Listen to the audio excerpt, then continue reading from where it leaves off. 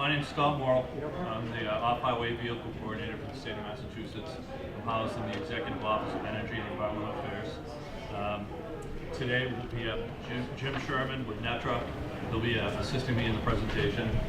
Jim will be talking about what his group does for the state, and Robert Bala from the Stateline Riders will also be assisting. He'll give a presentation on what his group does for us in the state.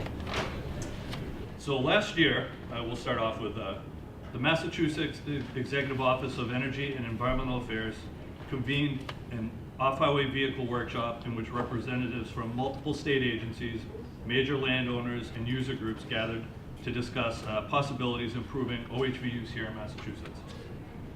One of the more popular recommendations to emerge from the workshop was to create the position of a statewide director for off-highway vehicles to coordinate between multiple user groups, state agencies, and private landowners, and that's the position that which I now serve. So apart from this first step, what can be done and what is being done to further the goal of increasing and improving riding opportunities here in Massachusetts? First, we'll cover what we've done. Though it may appear that the first step was to create this position, we've been doing a lot of work before my position was created. Not a lot of people are kind of aware of what we have in Massachusetts already. So I'm going to cover a couple of things that we've done in the past 3 years to kind of further the goal of increasing some opportunities for our riding here. So thanks to the cooperation of the New England Trail Riders Association, the Snowmobile Association of Massachusetts, off-highway vehicle users, DCR park staff, engineering, forestry, and private vendors, there have been major repairs and replacements of bridges.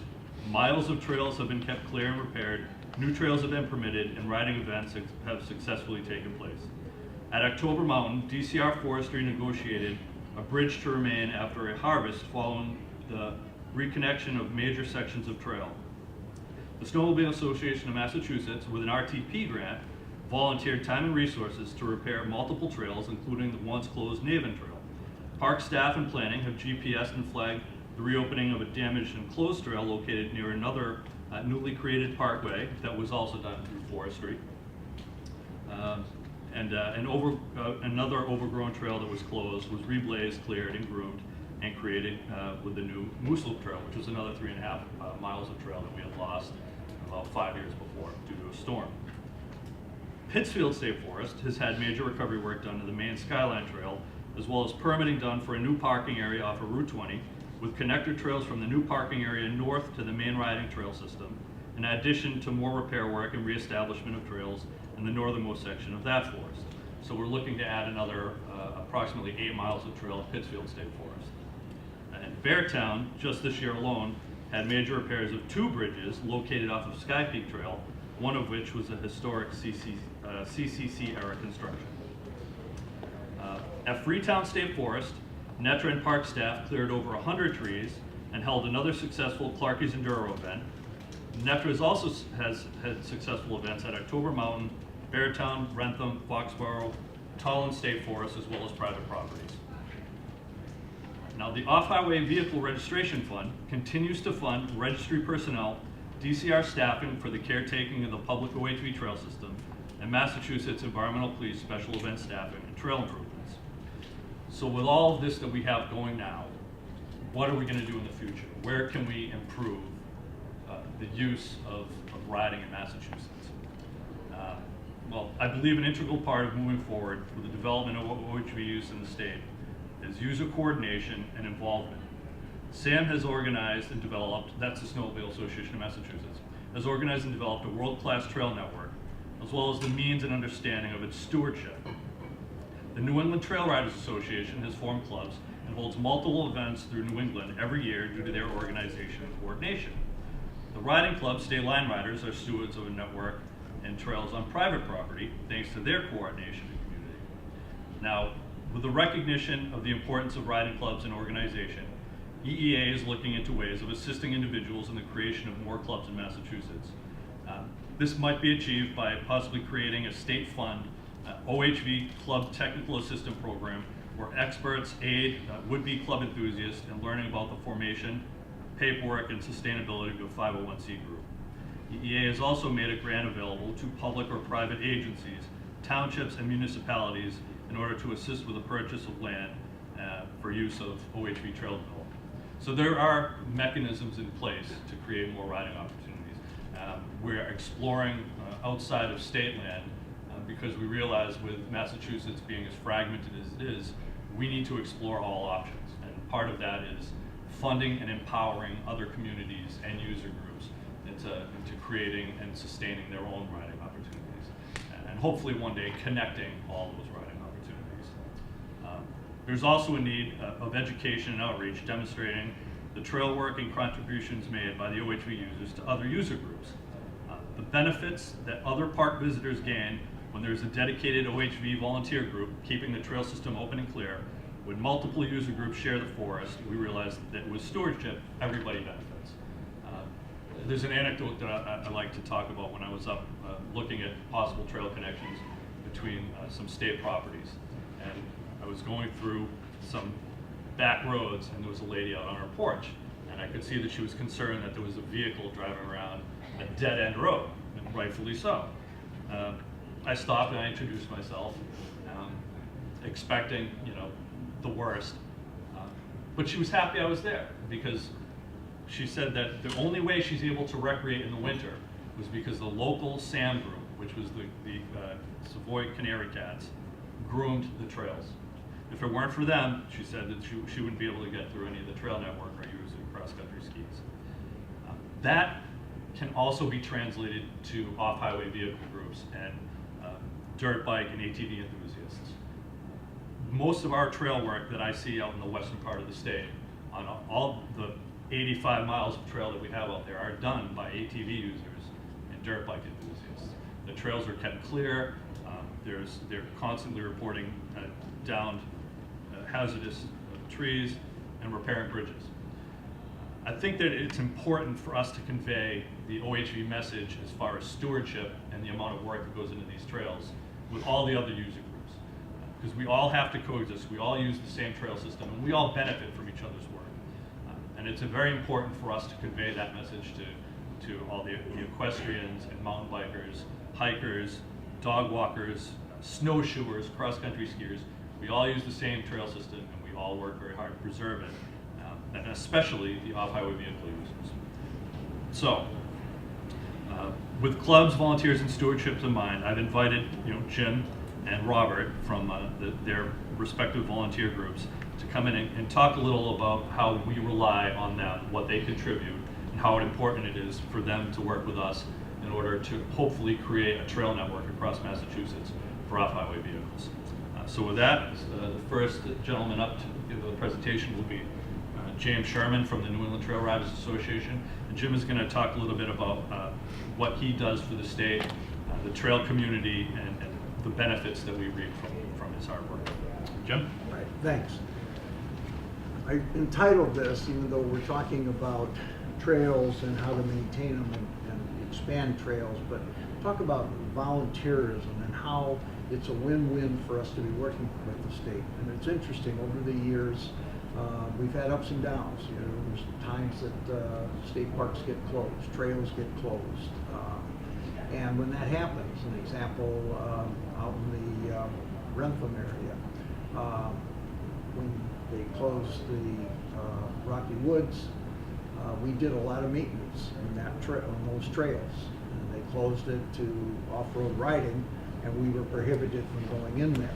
And what typically happens when that happens is the dirt bikers and the ATVers and others still use it, even though it's illegal riding. So the trails decline and we have illegal riding. And what we, as an organization, which we've been around for quite a while, since 1972, we don't like illegal riding, we don't like uneducated folks on bikes, and we don't like destruction of property.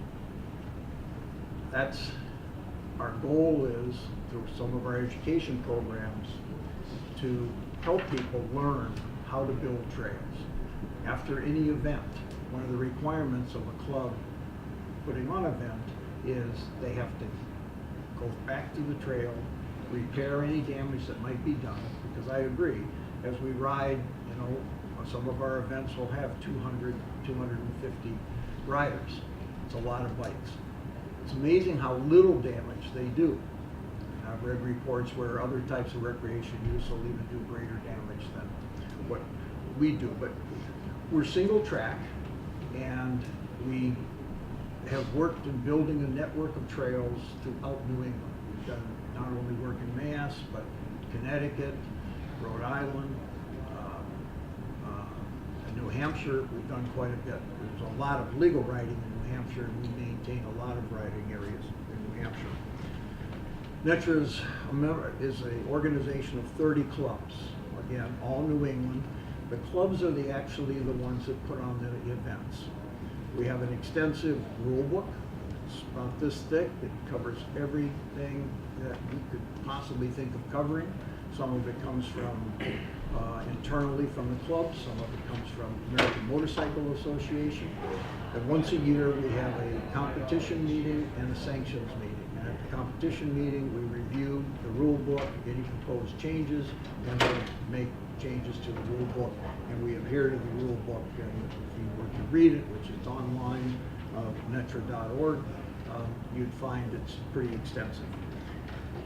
And we do rider education courses, especially for youth. Every year we have a camp. We do not allow the parents to stay. They bring the kids, they leave them for the weekend, and we have instructors who will spend the weekend with the kids, usually anywhere from age 7 or 8 up to age 18, and teaching them how to ride, how to use the land, and how to build trails and how to maintain trails. So our events are both on private lands. In fact, most of our events in Mass have to be on private lands. And we do certain events on public lands. Scott has worked with us on quite a few of the areas. But one of the things that we do is maintenance. This is a project that we did, it's a bridge project that we did in Rentham State Forest, one of the legal riding areas. And it was a bridge that needed to be, it was an old pallet bridge that needed to be replaced. This work was done a year ago, or almost a year ago, and what we did was, the goal was to replace the bridge. A lot of people don't realize that we just don't go out and just ride. Took out the old bridge and we put in a new bridge. And that's the end result. You know, it's interesting because I've listened to some of the speakers today.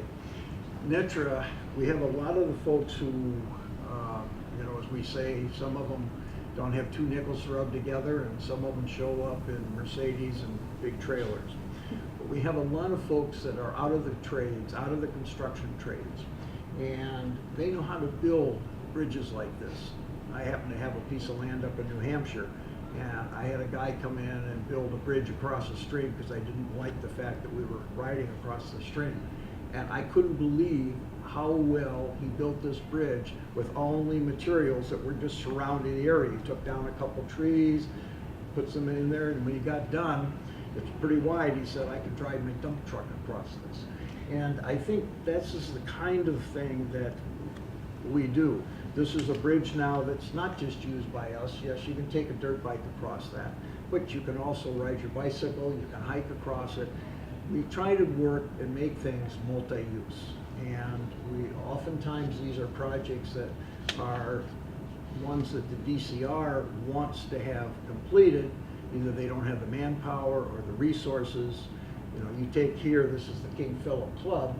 King Philip Club's one of our larger clubs. They've got over 100 members. They can get 10 guys on a Saturday to come in and do this, and they can also get from their employers, you know, materials. They can borrow a truck.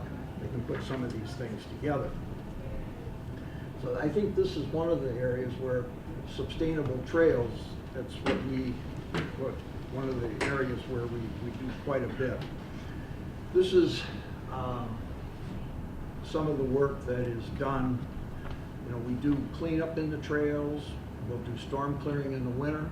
The storm a few weeks ago, or I guess now just a week ago, we had a meeting Thursday night on some other issues, but we already talked about how some of the clubs had already been out on trails just to determine what damage there was by the storm last Sunday night and what work would need to be done. And that's important because the state can't continually go out and see all the trails. Other organizations do the same thing for their types of trails, but we're very concerned about that. In this particular case, the King Philip looks at Franklin State Forest, Foxborough State Forest, and Rentham, and these are different programs that we've embarked on. We even worked with the Scouts, in this particular case mentioned an Eagle Scout here to build a bridge over a stream so that the younger people also learn how to build trails and maintain them. There's a tremendous amount of grant money which is available. Some of it you have to expend the funds first for, but we also take advantage of those. We can buy equipment through these grant funds. Other organizations do the same, and we can also get reimbursed for if we hire an outside contractor, which at times we do to complete projects, and we can also be reimbursed for some of the supplies and materials that we use. So if there's an issue, we can be contacted. If there's an emergency, we can usually get a group together on a weekend and go out and work in the forest and end up having a much better environment for all users. Freetown State Forest, this is where our club named Pilgrim Sands is very active. We used to be able to ride in other areas, but Freetown is one of the last areas that's open. Pilgrim Sands every year takes responsibility for the work in the Freetown State Forest, 300 to 400 hours. We do an event there, and this is used by many riders of all types. It's not just our activities there. We'll pick up from windfall, filling ruts, building bridges, and we also, as I said earlier, don't like illegal riding. This happens to be a state forest where there is a fair amount of illegal riding, and at times, even though they don't like it, we call the EPOs and ask them to post it. And that's very important to us because it tells our membership that we don't like it, and it also keeps people who are not, from this state, which is a fair amount of the illegal riding in Freetown is from out-of-staters, to, that it's not allowable. And we're proud of the fact of the way we maintain some of this, especially the Freetown area. Over the years, in Western Mass, the Berkshire Trail Riders are a very active club, and they have worked in several of the forests. And this is just giving you a little bit of history. And the reason for it is when you see the next slide, and this is where I think the state, when they close down areas and the illegal riding goes up, then you have the problem of non-maintenance, on a lot of the trails, either by Massachusetts or by off-road riding community, because if it's illegal to ride, nobody's going to maintain the trails. And in 2007, when a number of the trails were closed, or at least the amount of trail riding was reduced, we pulled back and stopped doing a lot of our work because we were told not to go into the forest. And so today, Scott, and over the last 2 or 3 years with changes at the DCR, riding has increased from, 30 some miles out west to, you said 85 now? That's amazing. Yeah, it's increased substantially. We don't have, as much illegal riding out on the western part of the state as we used to.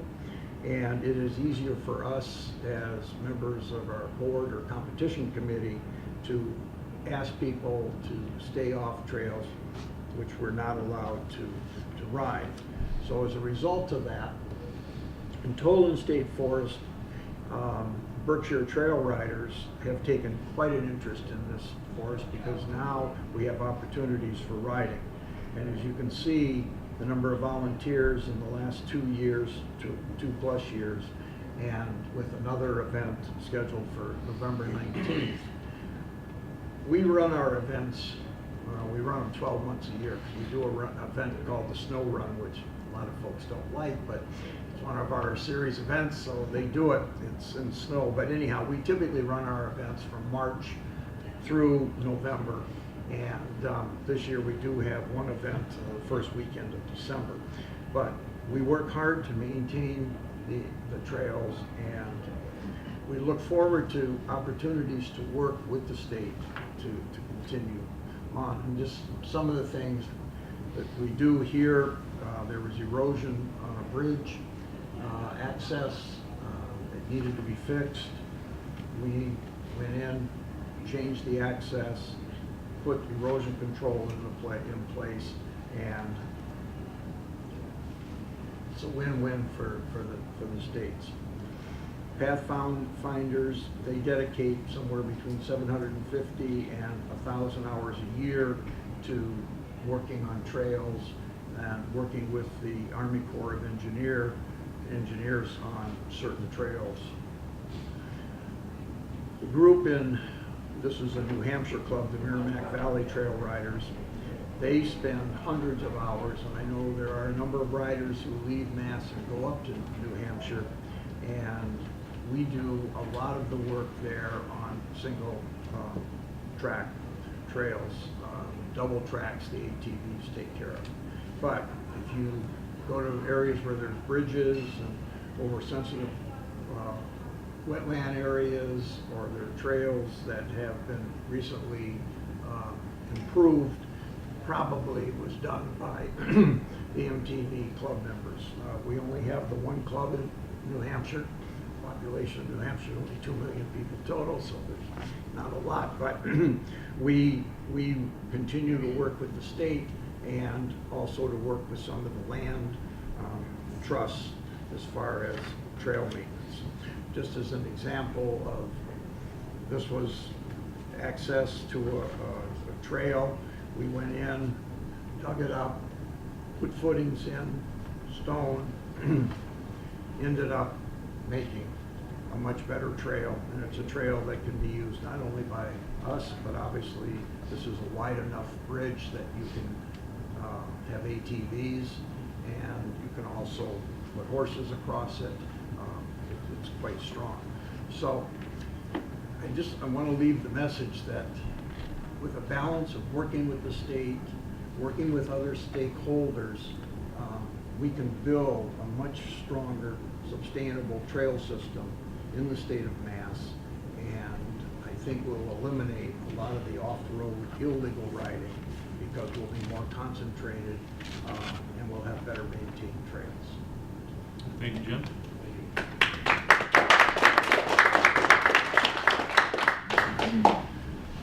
All right, next up will be the Stateline Riders, and they're going to talk a little bit about creating other riding opportunities, not just reliant upon state lands, but kind of thinking outside of the box and engaging private landowners and offering club support and stewardship of trail systems that are located on large properties. And this is a perfect example of what they were able to successfully do at Hollowbrook Farm.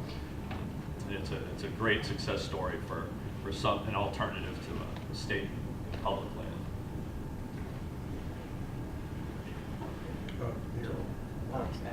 Yeah.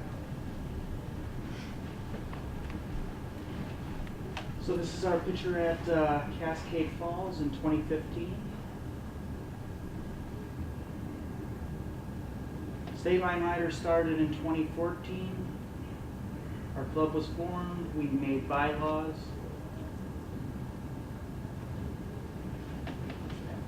We filed and received the EIN number and became recognized from Massachusetts as a nonprofit.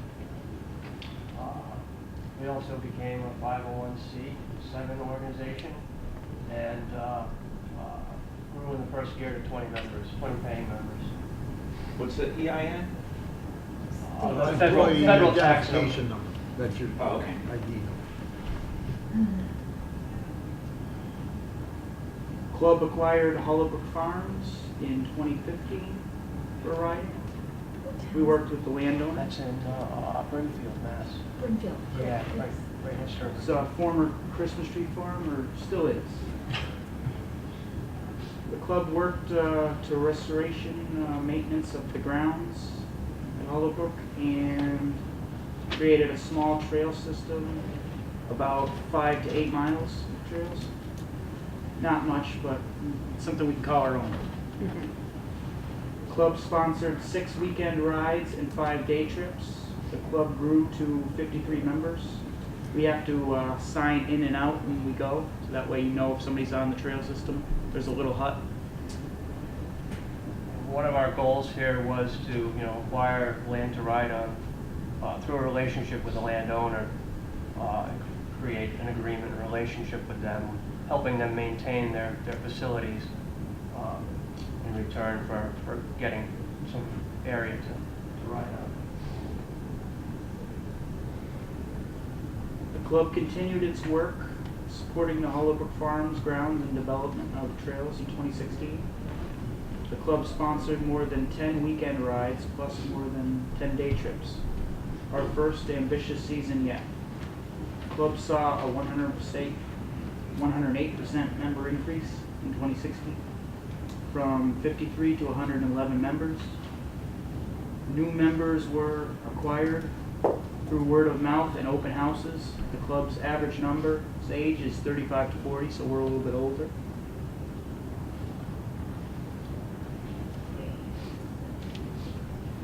Promoting good OHV ethics, mandate DOT helmets, no matter the law in which state. Like New Hampshire, I don't think you have to wear helmets, Yeah, correct. but we enforce it. Mandate registration for all states we ride in. Some states, if you're registered in Mass, you can go to Pennsylvania or Vermont, I believe, and don't have to register as long as you have a trail pass. So that's one of the exceptions. Ride on approved designated trails only. Riding trails at Hollowbrook Farms is limited based on weather and area conditions. Hollowbrook Farms closes in November with Christmas tree season coming, and then reopens in January. No tolerance code of ethics. We enforce noise recommendations by the state. We have the little thing that measures it. I don't know what you would call it. Decibel meter? Decibel meter. Yeah. We have one of those just to check our members, making sure they're following the laws. Yeah, in our particular club, we're more interested in friendships and camaraderie as opposed to just going out and tearing up mud holes and carrying on like that. We care about the trails we ride on and about promoting those sort of ethics onto new and younger riders as well. We have holiday parties, and we go to local restaurants every month and just hang out. Not a ride, just hang out. We're more of a family club. And our owner, Brian, had written a set of code of ethics, which are basically everybody in SLR will agree to carry out these principles when they're riding. I will be a good sports person. I recognize that people judge all ATV owners by my actions. I will use my influence with other ATV owners to promote exemplary Conduct. I will not ride the trails. Wait, I will Can you not. see it all right? That I will not ride off the trails or marked roads open to ATVs.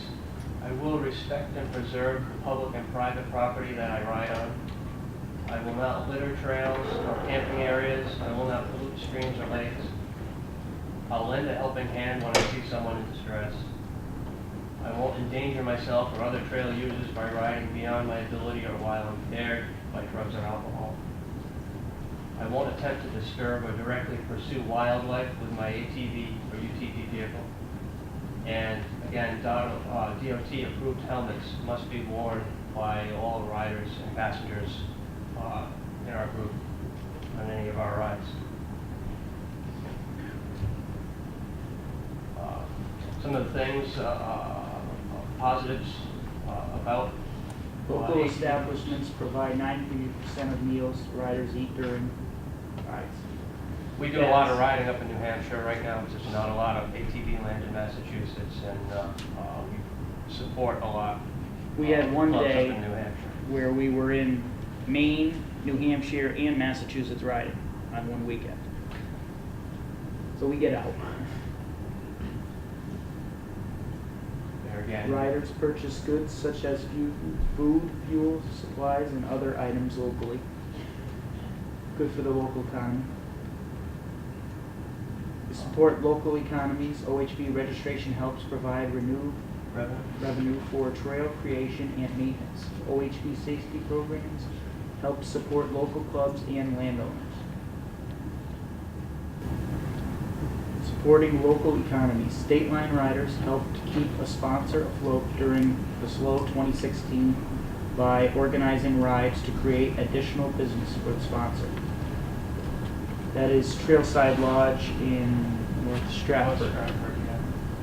Yeah, they had a real slow season, so one of the things we did was try and organize some rides and get them additional business to help support their lodge.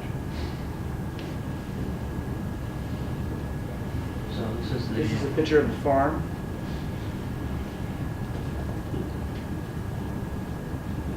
The Hollowbrook Farm property in Brimfield, Mass. was severely impacted by the 2011 Springfield tornado. There was actually a boat lying in a tree at one time.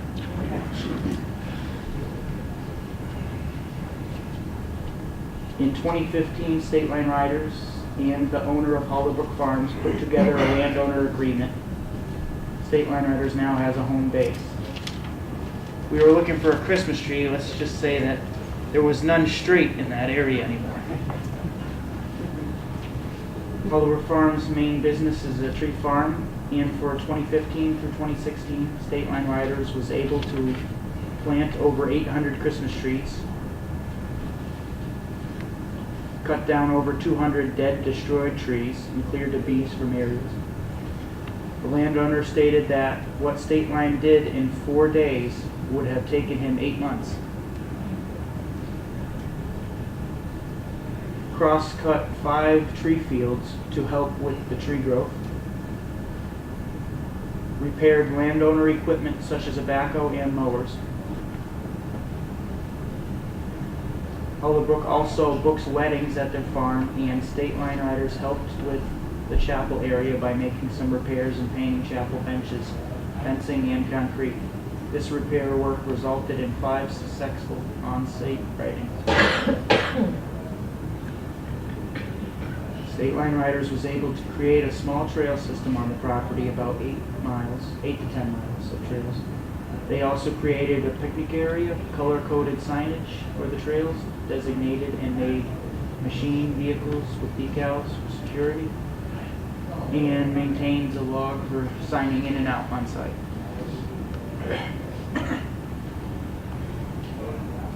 The tables for the new picnic area were made by students at a local school and donated by a local dealership. Here's just some pictures of the facility. All the trails are mapped with trail signs and stop signs. Stateline was able to, on opening day, through the sale of opening day t-shirts, present the owners with a small check to help with their farm. And, as in gratitude for allowing us to share their property.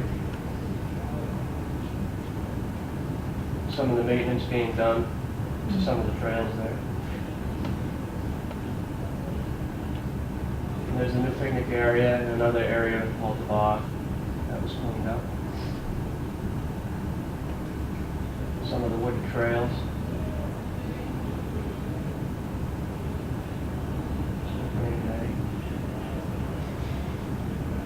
And And one of the weekends we had at Hollow Brook, it was a camp out weekend, and we were able to have like a movie projector in the picnic area for the kids, because it was more of a family event. That went really well.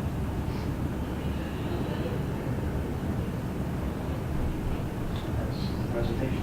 We also have 2 game cameras in case we have to have them, in case illegal riders come in or any problems. We recently donated $400 to the North Stratford ATV Club up in New Hampshire. Their trail system got washed out by the rain. And we also donated to... We donated $400 to Presidential ORV Club. They run and maintain the trails between Gorham and Berlin. And they have an area, Cascade Falls, where they had just put in a new picnic area and picnic tables that got washed away. So we were trying to help out with that as well. We worked with local groups too that are not open to motorized when they had problems, and suggested solutions to help them with their problems. And we helped them with cleanups at times. Some people needed a car removed from their property, and we helped to get that out by using our machines. I have a question for you. So, I was under the impression that a landowner, let's say I bought 200 acres, that I'm not legally allowed to ride my dirt bike on my 200 acres unless I get state permission. Is that true? No. You need to license it. Yeah, you just have to have the vehicle registered. You can ride on your own land. You can ride on your lead. But The laws to age and such still apply, but you can ride on your land if you want. But I still must register. So your machine still has to be registered. Yes. I don't So think that's the true. owner has to. In Massachusetts, it's But true. if you have anyone else ride on it, they have. Yeah, you can. Wait. No, What? all off-highway vehicles need to be registered. Even to ride on your own land? Yes. Yes. So that then would apply to this. If you had a farm, I think you can apply for an exemption. There is an for agricultural harvesting. exemption. If you're using it for either lumber harvesting or agricultural work, like if you have a UTV, Right. and you use it to cart equipment around for plowing or whatever, there is an agricultural exemption to use the registration. Okay, so that would apply then to Hollow Brook. as Yeah, well. Hollow Brook. It would In order all to have ride there, you have to be a member of Stateline, and also anybody there has to have a mass registration. Okay. Excuse me, does that mean if I choose not to ride in Massachusetts, but to ride in New Hampshire instead, for instance, in order to load my ATV onto my trailer from my house, I have to be registered since I'm driving it on my land? Yeah, currently, any vehicle, any off-highway vehicle in Massachusetts has to be registered. So, Unless it is for So- agricultural. so to load mine onto my trailer to go someplace else, I have to be registered. Yes. So I'm willing to do that because we're getting some decent riding. you guys mentioned that in one day you were in Maine, Vermont, New Hampshire, Rod. So has there ever been, and this is probably more a question for you, Scott, a registration that would be good for all the states? So Right now, you get a there's- New England sticker, and Right. then some weekend I can go to Maine, and then the next weekend I can ride in New Hampshire. Yeah. And I don't have to get stickers and spend, $65 a year for each of the 4 or 5 states I want to ride in. No, currently, there's no reciprocity between the states and New England, New Hampshire, or Maine, and Has that ever been Massachusetts. proposed? I've only been in the position 3 months, Oh. so we haven't really been I'll give able you to. time. No. It's difficult because what people put into their respective states, they're going to want to see back. And Maine right now can say, well, Massachusetts, they only have 150 miles of trails located throughout these areas, and we have all these logging roads, and we want the lion's share of whatever percentage it is. And granted, right now we're very reasonable for our registration. It's $44 for 2 years. Maine's a lot more than that, but we don't offer as much. So then we'd have to get into the debate on because it would be nice for that a New England riding pass to be a little discounted. I think we'd all agree that that'd be very beneficial for everyone.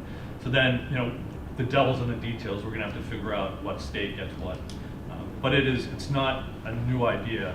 and it's absolutely worth pursuing. But we're going to have to get together with other state agencies to talk about it. Several years ago, we tried to meet with Mass, New Hampshire, to see if we could just do something between the two states, and it got bogged down pretty quickly. Each license for each state, they have their own things that the money goes to fund and how the state uses the money, and it get really complicated. So the Massachusetts registration money, 100% of that goes towards riding. 25% of it is mandated to go to riding opportunities, whether the stewardship or creation of new riding opportunities.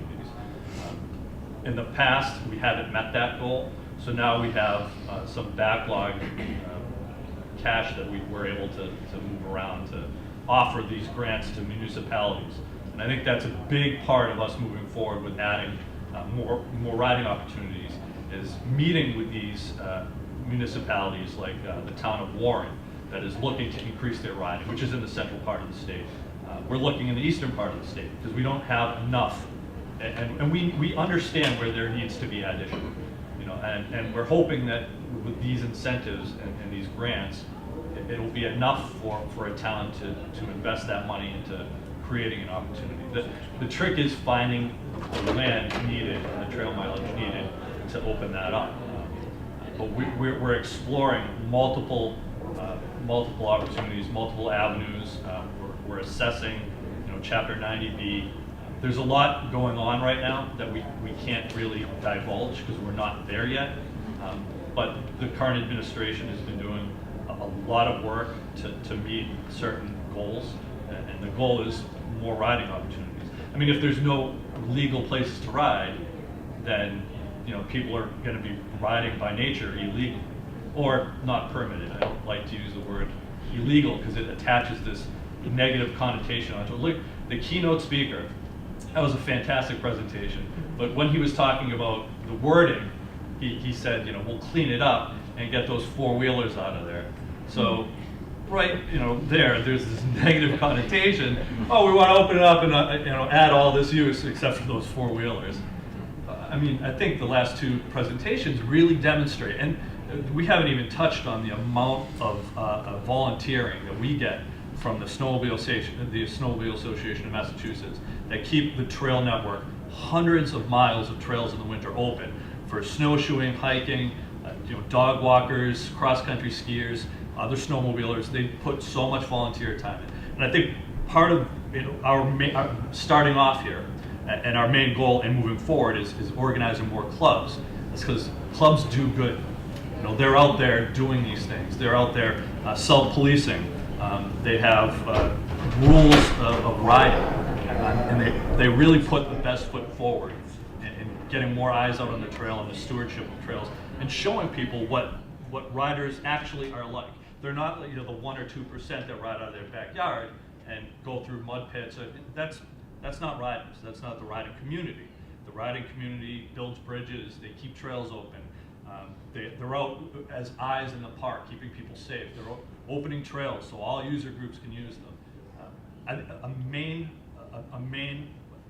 point of emphasis for me is giving the riding community the name that they've earned, and that's putting all this work in.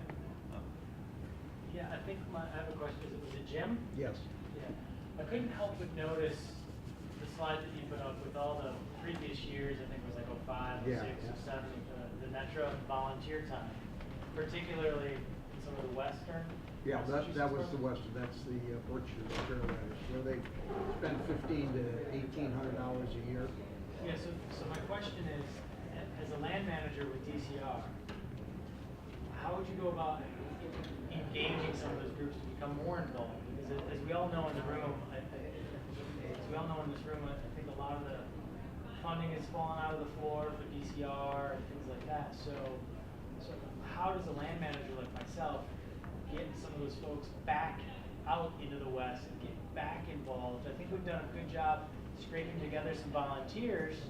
I've got a good group of guys, but they're not an organized bunch. I have a couple of individuals who really love riding and who really have helped me out at Beartown in particular. So how can I get the riders back? So I'm on the other side of the fence looking for help. And I've got 25 25 miles and very limited staff and just a couple of really great volunteers. I think but as we pairing sit you here up- right now, I just got an email from my one volunteer, 25 miles, 5 trees down.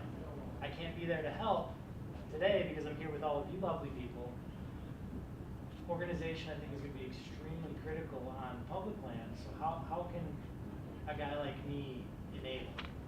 Well, I think as far as we're concerned, you taking the time maybe to go to a Berkshire Trails meeting, club meeting, and talking to them about your needs, they will do it. I mean, as you saw, slide a little bit further, now that there are more trails that we can work on and ride, we are doing more and more work. But I think you would find, I mean, especially, I mean, the western part of the state, yes, has the trails, but I mean, we want to put on events, and the key is we can have approval.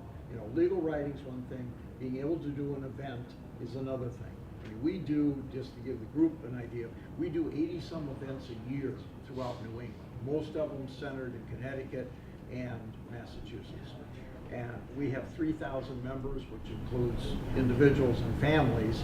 I think if you took all the family members, it would be more than 3,000. So I mean, we're a large organization, and we're a nonprofit. I mean, the 501c7, that's the standard designation for an organization. And if we can ride, you know, especially like take Beartown and do an event there, you're going to get the support from our clubs and our riders. And a lot of our clubs, I mean, you have NETRA at the top and then you have all the clubs. The NETRA is only the coordinator. We're the sanctioning group. We carry the insurance, we do the rules, and we do the scoring and all that type of thing. But the clubs actually put on the events. And there are a number of people in the clubs who are not NETRA members, and they don't participate in the rides, but they'll work club events, they'll do a lot of the trail work. So you take a club like King Philip that has probably 250 total members, you have about 100, a little over 100 of them are actually NETRA members. Some of them are older and they don't ride anymore, so they don't pay for the NETRA membership, but they're very active and they will go out and work on trails. And the Berkshire Riders, I mean, they're the Berkshire Riders, Pilgrim Sands, King Philip, Merrimack Valley, couple in Connecticut. I mean, these are some of the most active clubs, and they'll go out with you. So I would put you together with, like, you know, I'll give you the names later, Mark Lasik and some of these guys, because that's what they're looking for. And Right. Scott knows these guys very well. Yeah, I can. Yeah, and we've had some discussions back. But they're coming back. I mean, they're doing more and more now. Yeah, I think, again, moving forward and engaging these clubs, for me, a lot of that is showing the commitment of the state, and Yep. that's by, you know, getting the trail mileage back at Pittsfield State Forest, adding that trail back to October Mountain, repairing the bridges, connecting the trails, just finding more and more places to ride. Before I got to this point where I started offering this the program to show people how to incorporate and become a 501c and get more riding groups in Massachusetts, so we can adjust to the more riding opportunities that we create. I wanted to have something to show for our effort, and I think with the new permitting and the addition of a parking lot and more trail mileage at Pittsfield and all the work we've done on October Mountain, we're getting to that point now where we can show real progress. It's been a lot of work to get to this point, and it you know, with the amount of work we've done, it doesn't feel like, you know, it seems like we should have more to show, but we're hoping that that's going to keep the ball rolling, and we can't let up and you know, just kind of celebrate our small victories. We need to keep moving forward, and we need to continue to engage private landowners, clubs. Everybody has to work together. We have to self-police. And I think it's just gonna, the more places we find to legally ride, you're gonna see the decline in illegal riding. Now, it's not gonna completely disappear. It's like people that go out and snag fish illegally, cut illegal mountain bike trails. There's always a small group of people that are going to harm the larger groups. But I think we're demonstrating here how much the riding community does for the state, for the Commonwealth, for everybody in the Commonwealth. Everybody that enjoys forests has at one point or another benefited from off-highway vehicle stewardship or snowmobile stewardship. So we just need to show people how much we do out there on the trails for them, whether that's putting up, taking on trail networks and saying this trail is cared for by this club or whatnot. It's all leading to the greater good, and I think that the future is. I'm excited about where we're headed, and we just need to continue on this path, and that's just going to be everybody working together, clubs and state. Is there a place to find like where your local clubs are based at this point, like a central? Well, you can go on, for us, go on the Netra website, and there's a list of all the clubs. And is Netra only dirt bikes, or is it Yeah, also? we're single track. We're Yeah, only single track. That's it. Yeah. And that's what we're hoping we'll be able to get more clubs created in the state with this program that we're putting on to show, to give people assistance in kind of navigating the 501c waters as well as incorporating. Because I feel that the more people we get on board and the more people we have out looking for other places to ride, and to help each other out, like the State Line guys, they help out other clubs. It's a community, and I think here in Massachusetts, we need to really strengthen that community. We're kind of loose right now, but I think we're moving in the right direction, and everyone's coordinating, and hopefully I'll be able to continue moving that forward and keeping everybody together. So are there other ATV clubs in Massachusetts? There was the Mohawk Jeep 4x4 Club, the Stateline Riders, and there was another that might be forming. That's in the central part of the state. I don't know what their name is yet. I'll ask. So if we have like a lot of people locally who are like, what do we do? We should direct them like to you. Direct them to me. Give them some more information. I'll give them information, and once we figure out the logistics of this program, it's going to be called the OHV Technical Assistance Program. That's what that's for, is to organize and give people that point of contact where they can form a group. And also, like these guys ride out of state. They're a tight community, and they help out. They've done so much work at Hollowbrook Farm. It's just such a great story that I think more people need to know the benefits of the user group. Yeah, I've done look at that and I know like I've seen really awful land protection projects. And, everyone knows who to talk to to reach out to snowmobilers, but who you talk to work with ATVs, and it's like so many opportunities for great riding places get lost because Well, that's one of the reasons because there's that no I was, it's not they're just not aware, and then you have problems trying to close trails that you have to close because you can't allow it. And that's where a lot of the user groups come in handy. They monitor the trails. Yeah. They're stewards as well as monitors. Yeah, there needs to be like a lot of communication with land trusts. Right, so I do private land conservation, and there are some amazing ATV trail networks, and these trail networks are historic, and they're, generations of families have been using them, and they go to some amazing natural locations, and my concern is that we're not going to conserve land or protect it from development because people don't want to lose their ATV trails. And what I want to say is, let's preserve those ATV trails and continue those uses, but there's no cohesive group, and that the conservation community has such a bad kind of connotation, which I think needs to be reversed. So this is like huge. It's huge. One of the people that I'm working with right now, Charles Eller, who was a co-founder of the Pine Barrens Alliance and the Miles Standish, Friends of Miles Standish, and she's very interested in exactly what you're talking about, and to help. Charles Eller. And you can look up Southeastern Massachusetts Pine Barrens Alliance. And she's got the same concerns, and one of the ways is working with OHV clubs together to, if you do open up more riding opportunities, to curb some of this illegal riding and police it, and There'll be no shortage of people to volunteer on these lands. It's just a matter of, my position was newly created, so it's only been a few months. But now that this exists, we'll be able to coordinate a lot better than we have in the past, especially within, you know, interagency and private landowners. We've never had that. So now that this exists, we're hoping that everything is going to, you know, continue moving forward, and we're going to open up some private lands. We're going to be able to get the right people being stewards of that land.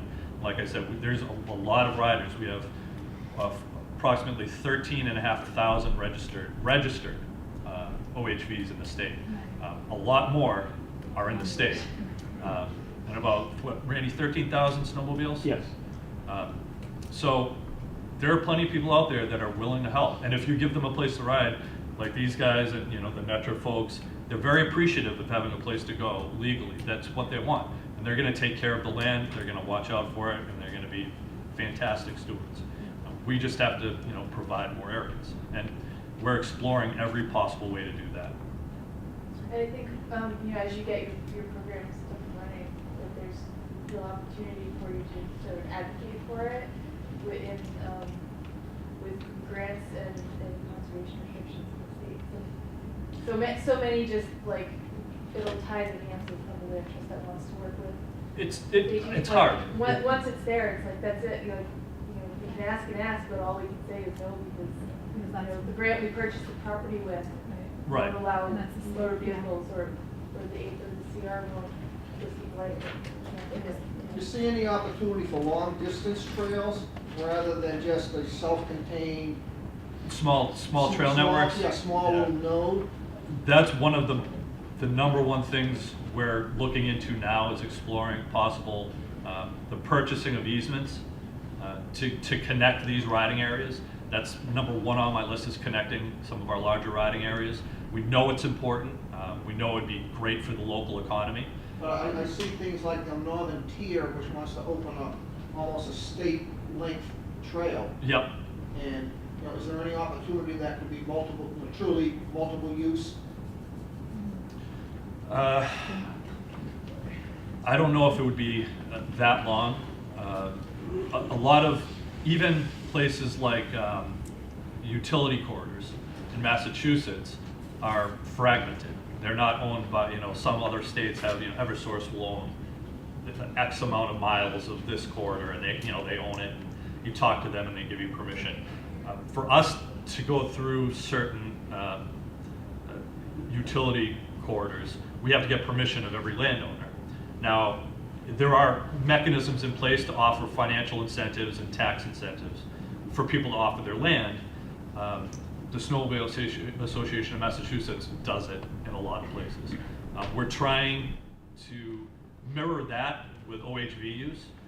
We're still really in its infancy, so we're just getting the ball rolling, and we don't have the network that they do.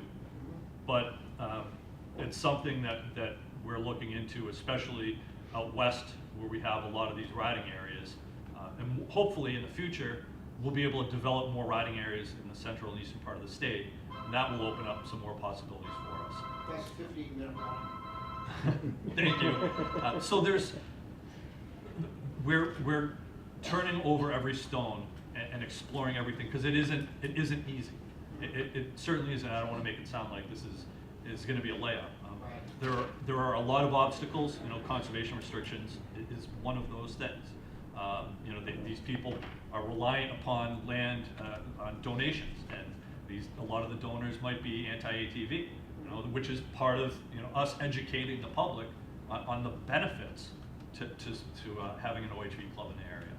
But one of our problems has always been, I would drive out of my driveway at 6:30 in the morning to get to October, Pittsfield. Yep. By 9:30 to get mounted and riding. Yep. So it takes me 3 hours to get there, 3 hours to get home. I spend 6 hours on the road. I spend 2 hours on the trail. Yeah. And, you know, it's just not worth the effort. Right. Quite frankly. And when I see that they're opening the long distance trails, when I see that, it's like, and because one of the problems is, for a hiker, a 20-mile trail is an 8-hour day. Oh, yeah, yeah. Okay, a 20-mile trail for me is maybe 2 hours. Yeah. If I want to milk it, what I do is I go out, I come back, I have a picnic lunch, and I go home. You know, but then when I see, you know, they're opening for non-motorized a 50-mile trail, I sit there and say, wait a minute, the people who can least use this are going to get it, and the people who can most use it aren't.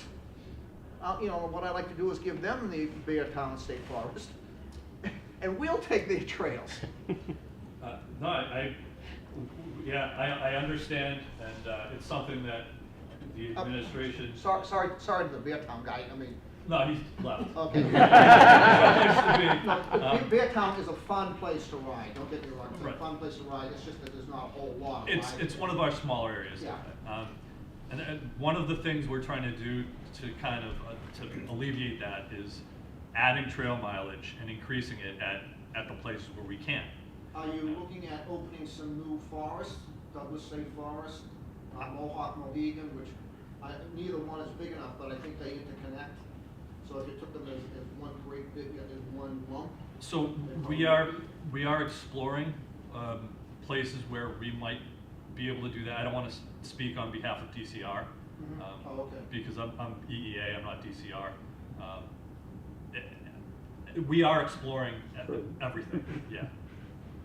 I might also put a plug for your regional planning commissions, because you know I'm on we have in our area, our regional planning commission has a trails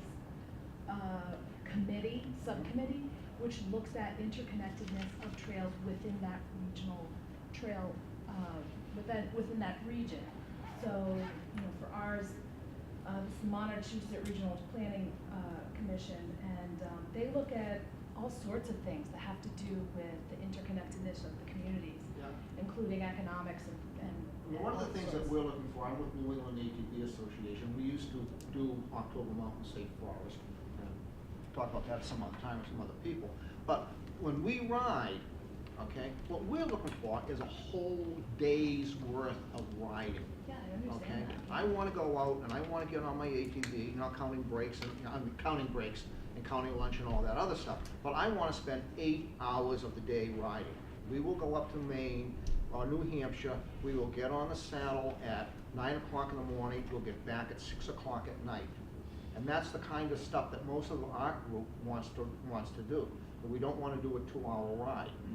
There are people, don't get me wrong, you know, our club has lost an awful lot of members because what they want to do is they want to go out 10 o'clock, get back by 1 o'clock, have a picnic in their backyard, and you know, and they've had a great day. Most of our guys are old, retired, so we can squeeze out a 4-day weekend if we have to and make it worth our while. You know? But I guess what I'm saying is, you know, the opportunity I'm looking for is for a long distance, long time ride. Right. The other thing that we look for is, of course, being bound to the machine, is we want to get to a restaurant, we want to get to a gas station, we want to get to a scenic area. To have some place in a loop that just goes around and comes back is nothing. At least get us to an overlook. At least get us to some scenery, or get us to a place where we can, you know, have lunch. We understand, and it's something that we are working towards with a couple different avenues, and hopefully a couple of, you know, it's like throwing darts with your eyes closed at a wall. You hope one hits the board. We're trying everything. I know what Massachusetts is up against. One of the things that we've always run into is, in Massachusetts, at least for ATVs, the only open land is state land. Well, yeah. If you join a club like Stateline, there's Hollowbrook. Right. But we're working on expanding upon that, and I'm optimistic that we're gonna have continued success in reopening a lot of these places. We've reversed that loss, and now we're back in the we're gaining. We're back in the black. We just need to. I mean, I'm sure that we're gonna experience some success soon. Hopefully to a higher degree, but we're making progress. Scott, just since you're with the EEA, not DCR, would be really, really helpful, I think, to a lot of these folks if we could get a better relationship established with Fish and Wildlife. You know, I think that's been a constraint, and having them maybe appreciate some of the relationships that are happening, you know, right now with DCR and the positive activity that the volunteer core group is doing. I think Fish and Wildlife is a huge, I see the land being purchased, and I see it not so much going to DCR, I see it going to Fish and Wildlife. Yeah, they just. And that may be a new thing, I don't know how that works, but, so I hope that there's some thought there to work with those folks as well, because a lot of us are also big supporters of wildlife. Yeah. And you know, we do all the same things that they do, but having them understand that is a shared concern, maybe they'd feel less obstructionist, you know, for use. Yeah, I think demonstrating that mutualistic relationship that the riding community has with all the other private landowners and state agencies is important. I haven't met with anyone from Fish and Wildlife yet, so I'm hesitant to